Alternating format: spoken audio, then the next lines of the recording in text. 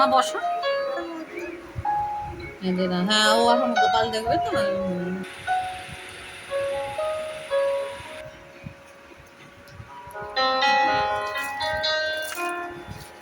ঘরে যে সবসময় সবকিছু একদম মজুদ থাকে তা কিন্তু নয়।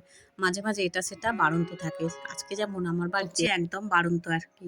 তো সেই জন্য বললাম যে একটু ওই শাক পাতা তুলে আনো, আর এক ফালি কুমড়ো আছে, আলু আছে, মাছ আছে। তো ওই সব দিয়ে রান্না বান্না হয়ে যাবে। দেখো গাঁদাল পাতা এনেছে, তার সাথে এনেছে কুমড়ো শাক আর এনেছে পুঁই শাক। উঠানে এই সবগুলো হয়েছিল আর কি। এই দিয়েই আজকে রান্না বান্নাটা দুপুরে করে নেব। কি কি রান্না বান্না করলাম সেটা তো তোমাদেরকে দেখাবোই। তার আগে চলো সবজি পাতিগুলো কেটে নিয়ে ঝটপট রান্না করে নিই। তার আগে কিন্তু করে নিয়েছি আলু সেদ্ধ আর ভাত। এটা সকাল সকালই আমি করে নিয়েছি। তার সাথে আছে মুসুরির ডাল সেদ্ধ। মেয়েকে এখন খাইয়ে তারপরে পড়তে বসবে ও। তো আমি এই 10টা সাড়ে 10টার দিকে মেয়েকে একবার ভাত দিই। এখন যেহেতু বাড়িতেই আছে, তো তার সাথে একটু মাছ ভাজাও করে নিয়েছি। ভালো করে মেখে ঝুঁকে খাইয়ে দেবো মেয়েকে। তারপরে আমি আর সোনার বাবা খাবো। দেখতে দেখতে অনেকটাই বেলা হয়ে গেছে। কাজ বাজগুলো গোছালাম, ভিডিও একটু এডিট করলাম, এই সবগুলো থাকে। সোনার বাবাকে বললাম তুমি একটু মুড়ি, এখানে ঝুরি ভাজা, বাদাম, চানাচুর এগুলো খেয়ে নাও। তার সাথে 2 কাপ চা করে নিয়ে চলে এসেছি। তো সকালে চা আর বিস্কিট খাই, তারপরে কিন্তু আর খেতে কোনো কিছু ইচ্ছা হয় না। প্রচণ্ড মানে খিদে পেলে তখন আলাদা, নাহলে কিন্তু এমনি সচরাচর খুব একটা খেতে ইচ্ছা করে না সকাল সকাল। ওই 10টা সাড়ে 10টার দিকেই ইচ্ছা করে আর কি খেতে। আর যেদিন খিদে পায় সেদিন ওই 7:30 8টার দিকে খেয়ে নিই। যেদিন যেমন আর কি, তবে বেশিরভাগ দিনই ইচ্ছা করে না। সকালে চা বিস্কিটটা খেলে দেখবে 10টা সাড়ে 10টা পর্যন্ত আর কোনো কিছুই খেতে ইচ্ছা করে না। এক বালতি কেচে কুচে নিয়ে চলে এসেছি। সোনার বাবা যেহেতু বাড়িতে আছে, ও মেয়ের পড়াশোনাটাও দেখছে। আমি এদিকে দেখো এই কাচাকুচি করে নিয়ে চলে এসেছি। ঘরদোর সব মোছামুছি হয়ে গেছে। এগুলো তো ডেলি থাকে, তোমরা তো জানোই।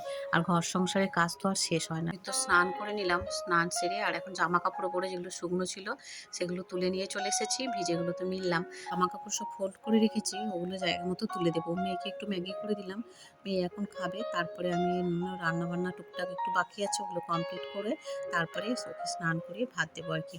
তো এখন প্রায় ওই 12টার মতো বাজে। তো তখন না ভাত একদম খেলো না, 2-4 গাল খেয়ে উঠে গেল। সোনার বাবাকে বললাম তুমি খেয়ে নাও। দুপুরে রান্না করেছিলাম আমড়া দিয়ে, এখানে মুসুরির ডাল, তার সাথে পুঁই শাকের তরকারি, আর ওই কুমড়ো শাক দিয়ে, আলু দিয়ে আর মাছ দিয়ে একটা ঝোল মতো করেছিলাম। এই হচ্ছে আজকে দুপুরে রান্না। দেখো মোটামুটি ভালোই হয়েছে। গরমের সময় টক ডালটা হলে আর কিছুই চায় না। আর একটু তার সাথে পুঁই শাক আছে আর মাছের ঝোল আছে। সোনাইকে এখন মেখে ঝুঁকে খাইয়ে দেবো। দেখো ভগবানের দ্বিতীয়বারের পূজাটা দেবো, তার আগে আবার গা ধুলাম। ধুয়ে তারপরে এখন এসে এই যে সুন্দর করে কয়েকটা ফুল রেখে দিই দ্বিতীয়বারে পূজা করার জন্য, সাজিয়ে গুছিয়ে পূজা দিয়ে তারপরে দুপুরে খাওয়া দাওয়াটা করে প্রায় ঘন্টা দেড়েক ঘুমিয়েছিলাম। ঘুম থেকে উঠে এখন এই যে ঘরটা একটু ডাস্টিং করে নিচ্ছি। মেয়েকে চা দিয়েছি, আমিও একটু চা খেয়েছি। খেয়ে এখন চলে এসেছি ছাদে। আমি নিচে সন্ধ্যাটা দিয়েছি, এখন ওপরে সন্ধ্যা দেবো। সোনাই আর ওর বাবা দুজনে মিলে গাছগুলোকে ভালো করে জল দিয়ে দিচ্ছে। তো সোনাইয়ের বাবা থাকলে তো সোনাইয়ের বাবা করে দেয় এই কাজটা। বিকেলে ভালো করে গাছে জল দিচ্ছে, আমি এখন সন্ধ্যা দেবো। সোনাই আর ওর বাবা একটু নরেন্দ্রপুরে যাবে সবজিপাতি আনার জন্য, যেহেতু অনেক সবজিপাতি বাড়ন্ত ছিল। তো ওই জন্য যাবে এখন বিকেলে। আর আমি ততক্ষণে সন্ধ্যাটা নিবেদন করব। এখন ঘরের কাজ তো সবাই মিলে হাত লাগিয়ে না করলে হয় না, জানো। মানে করি আমি একা সবই, কিন্তু তবুও ওরা থাকলে ওরা অনেকটাই হেল্প করে দেয়। সেটা না বলবো না, করে দেয়। সোনাইয়ের বাবাও করে দেয়, সোনাইও করে দেয়। যাই হোক, সারাদিনের সংসারের কাজগুলো বেশিরভাগই হয়ে গেছে। তবে সন্ধ্যাবেলায় আজকে কিছু রান্নাবান্না করবো আর কি। সোনাইকে বললাম, সোনাই তুমি সন্ধ্যাবেলা একটু লুচি খাবে, বাবা আছে বাড়িতে। সোনাই বললো হ্যাঁ মা, তাই করো। তো ওই জন্যে ওরা এখন যাচ্ছে দোকানে। আমার সন্ধ্যা নিবেদন প্রায় হয়ে গেছে। গোপালকে শয়নটা দিয়ে আমি নিচে এসে আগে একটু ময়দা মেখে আর একটু আলু চচ্চড়ি করে নেব। তো আসলে ওরা গরম গরম একটু লুচি আলু চচ্চড়ি করে দেবো আর কি। সাদা আলুর তরকারি করব আর লুচি। তো এই বলেছি। তো সোনাই আসলে তারপরে ওদেরকে দেবো, সোনাইকে আর ওর বাবাকে। আর তারপরে চাও করবো। ও বাবা তো চা খায়নি। সোনাইয়ের বাবা আবার এসে আবার পাড়ার দোকানে গেছিলো, ওখান থেকে আবার কয়েকটা জিনিস আনার ছিল, এনেছে। তার সাথে এনেছে এই যে তিলের ছাপাটা। এটা ভীষণ সুন্দর টেস্ট, জানো। এই তিলের এইরকম ছাপা আর কি, গোল গোল মতো যেগুলো, এগুলো আমি এই প্রথম খেলাম, বেশ সুন্দর। এদিকে দেখো সোনাইকে আর ওর বাবাকে একটু লুচি আর সাদা আলুর তরকারি গরম গরম দিয়ে দিয়েছি।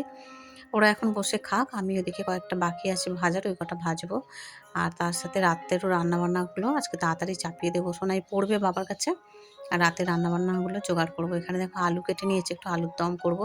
এখানে কাজু কিশমিশ ভিজিয়ে রেখেছি, একটু পোলাও মতো করবো আর কি। আর এদিকে ভাতও বসে দিয়েছি, পোলাওর চালটা বসে দিয়েছি। আর তো এই আর কি রান্না আজকে পোলাও আর আলুর দম। তো দেখো সোনাই এখানে এই যে পড়ছে ওর বাবার কাছে। আমি ওদিকে রান্নাবান্না সারতে কিচেনটাও একটু ক্লিন করে নিচ্ছিলাম।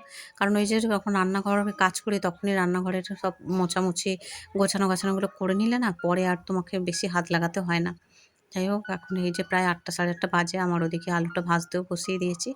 ভাতটাও হয়ে গেছে আর ভেতরের ঘরটা জিনিসপত্রগুলো গুছিয়ে গাছিয়ে আবার ভালো করে ঝাড়ু দিলাম। তো এদিকে মোটামুটি রান্নাবান্না আমার হয়ে গেছে। তো দেখো এই যে আলুর দমটা করেছি। খুব বেশি ঝাল দিইনি আর খুব বেশি মানে তেল মশলা তো দিই না আমি রান্নায়, জানোই তোমরা।